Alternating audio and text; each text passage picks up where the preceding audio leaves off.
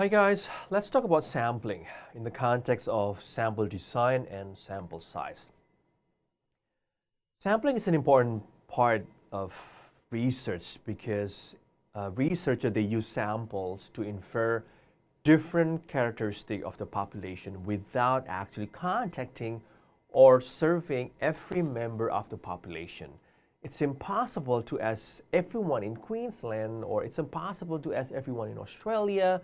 It's impossible to ask everyone in a particular country because it takes a lot of time. It costs so much money.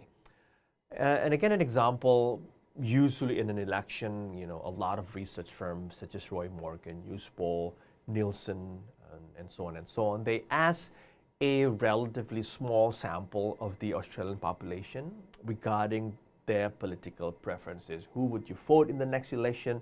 Any particular party that you wanted to vote.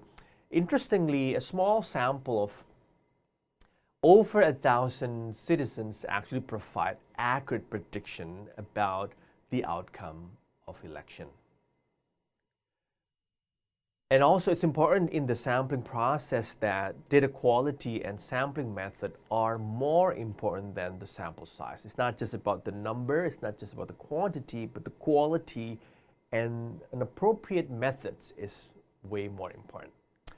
Before we continue further, these are some of the terminology that you will hear a lot in the context of research. When we talk about sample, it's a subset or some part of a larger population. For example, you want to get a sample of Queenslander, you want to get a sample of Griffith University students, you want to get a sample of Australian. So a sample is really a subset, a part of a larger population.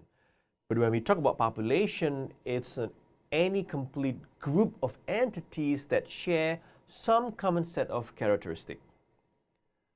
And population element, this is the individual member of a population. And the last one is census.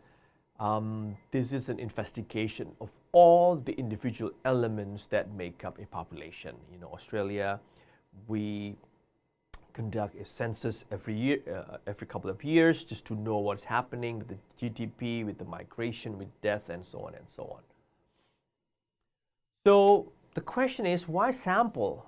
Why do we have to sample? Because, and again, we cannot ask everybody in Queensland, we cannot ask everyone. And there are some practical reasons why we do a census. The first one is just pragmatic reasons, such as budget and time constraint. We don't have a lot of money to pay everyone to be involved in a survey. And also, some of the benefits are sometimes it's accurate and quite reliable. Most properly selected sample, if you do a proper sample, they'll give you sufficiently pretty accurate result. And again, but also there's a relationship between sample size and accuracy. So these are some of the stages. So if you want to do sampling, these are some of the stages that we can go through. First one is define the target population, select a sampling frame, determine if a population or non-probability, sampling method will be chosen, and then plan procedure for selecting sampling unit, look at the size, select actual sampling unit, and then conduct the field work. The first one, which is very important, is you have to define the target population. What is the relevant population? So if you want to survey a mobile phone user, make sure that you have access and ask people that actually have mobile phones. For example, a survey of potential students' university choice. You wanted to know what are the reasons of students choosing a university, why they pick this over the other university. If you want to survey a potential student, you might not include just the current student, but also you want to include the friends and parents who may influence the decision. Think about yourself, why you pick a university. It's not just your decision, but your parents might have an effect, your friends, your family, cousin, and might have an effect as well. So that is the target population. So it's vital to actually define the target population so that the ideal data collection sources can be identified. Again, you got to know who do you want it to target. The next is the sampling. Once you know the target population, then you can select a sampling frame. Sampling frame is basically a list of elements, a membership list, a student email list from which a sample may be drawn. For example, if you want to do a study looking at doctors, so then a sampling frame would be a list of all members of the Australian Medical Association. Or you can have a list brokers provide, a specific population, people that are willing to be surveyed. And a sampling frame errors may occur when a certain sample element are not listed or accurately represented in a sampling frame. For example, maybe in the list there's a lot of female than male, or a lot of millennials compared to the older population. So be careful with that. So sometimes you might miss a particular group of respondents.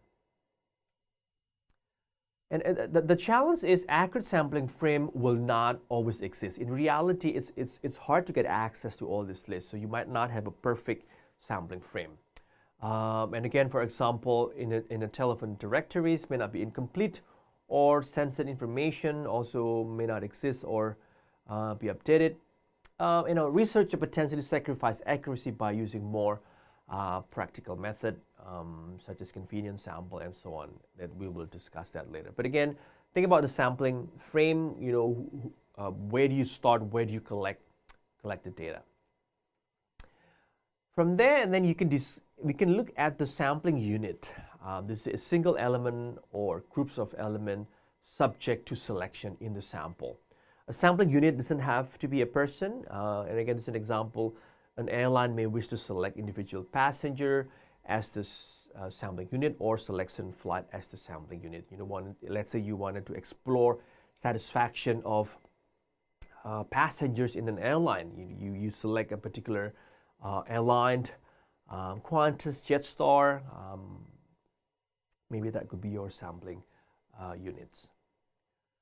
The challenge with sampling is you have random sampling and non-sampling error. Random sampling error is basically the difference between a sample result and the result of a census conducted using identical procedures. Let's say you collect a sample in Queensland, and then you collect a sample in New South Wales. There might be a difference in terms of the result. And statistical fluctuation due to chance variation in elements selected for a sample. For example, then let's say you found differences between sample in Queensland and in New South Wales. It turns out that the one in Queensland, they had slightly much younger age group compared to the one in New South Wales. They have a sort of older respondents. So they could be random sampling error. So as the sample size increase, usually the random sampling error decreases. So the more respondent you can get, of course, that will be the better. The more people we ask, the more likely the sample result is going to reflect the true result. So, and again, for example of random sampling error, for example, a sample of 200 students, they had a true mean income of 20,000, but a sample of 10 of those students shows a mean income of 10,000. That would bring down the true mean income. This occurs sometimes by accident. You can't really do much unless when you look at the data, you can decide maybe you can remove the 10 people that had a mean income, but make sure when you look at the data, is there any potential error in there or not. You also have the non-sampling errors from some imperfect aspect of the research design, such as mistaken sample selection, sampling frame error, or non-responses. And again, sometimes you have an errors due to a chance fluctuation. And again, this is errors that are due to sample selection problem. resulting from the researcher, not from the random influence. The challenge is and again, you have less than perfectly representative sample. It's hard to get a perfect sample, but at least you got to do from your side as a researcher, do your best you can. You have the non-respond error. This is the statistical differences between a survey that includes only those who responded and a perfect survey that would also include those who failed to respond. And again, this may cause the sample to be less than perfectly representative. For example, you do a research at a shopping center during a weekday. If you go doing a survey during the weekday, that means a lot of the students, a lot of the younger consumers may not be there because they have to go to school, they have to go to uni, or some of the people who are working. So consumers within a certain demographic characteristic may not be present. So that means what you will get is a lot of people who's actually not working, the non-students. So this could be a non-respond error. So if a certain groups do not respond, a non-respond error will occur. So these are some of the challenges in the sampling process. So these are such a summary of the errors associated with sampling. On the pink one on your left, you see the total population. Think about Queensland, think about Australian, the whole Australia. You have sampling frame error. So meaning that you, on the next one, on the yellow box, you see an incomplete list. A lot of demographic may not be captured in there. But you also have random sampling error in terms of the plant sample. You have the statistical fluctuation, and also you have the on the blue one, the last one, you have respondent non-response error, meaning that when you do the survey, if you do a particular time, let's say in the shopping mall example, you only conduct it during the weekday to actually minimize this error. So that means maybe you can do some survey during the weekday, but also you can do another round of survey during the weekend or evening so that you can capture a variety of demographic. Sampling is very important because I'm going to give you with an example of if you don't get the right sample, the result could become a surprise to you. And again, this is an election, the U.S. presidential election. Most polls during that time, they predicted that Hillary will win. A lot of the studies shows that 71% chance of winning. Hillary Clinton will win over Trump, but the result shows that actually Donald Trump won the election, and this surprised everybody.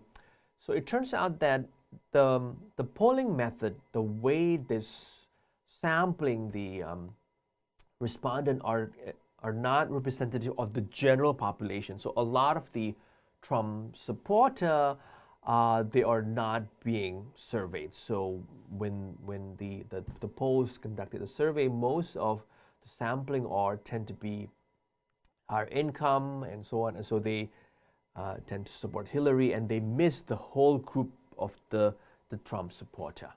So and again, hopefully by understanding the sampling process, when you do your own survey, you know how to reduce and minimize the error in the sampling process.